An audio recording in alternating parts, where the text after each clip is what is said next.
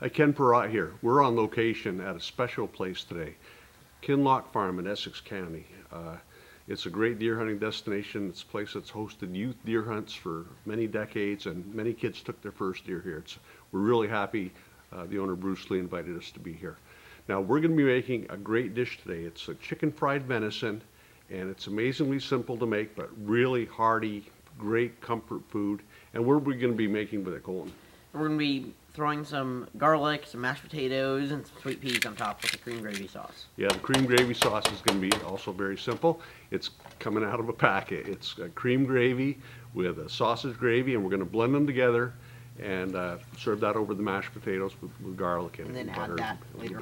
Cream and milk. And everything's very simple. The peas are out of the can. All we basically have to do is tenderize the meat after we cut it, bread it, fry it up, and serve it. So, you ready to get cooking? Yep, let's do it. Good job.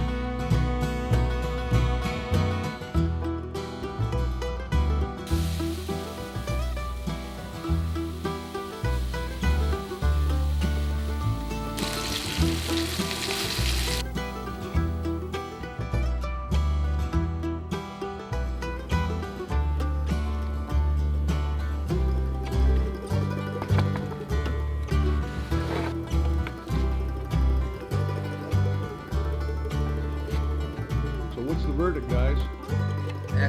Excellent meal. Unbelievably good. I mean, I really am surprised, Colton. The meat turned out real tender. I love it. And it's chicken fried venison. I would recommend it to anyone. If you try it, you're going to want the recipe. Thank you. So as we promised at the start, this was going to be a very simple dish to make. You basically want your most finely trimmed venison backstrap or a nicely trimmed bottom round. You slice it thin, and then you use a tenderizer, whether it be some kind of machine device or a meat mallet, it doesn't matter. Just get it nice and thin and tender. You then bread it, season it, quick fry it, serve it with mashed potatoes and a nice cream gravy and your favorite side. And I tell you, it's great comfort food, especially on a cold winter day. It's also a wonderful dish to make at home or to take to a deer camp and have with family and friends. So for this and many other recipes and how-tos and videos, visit www.outdoorsrambler.com. Thanks for watching, and we'll see you in the woods.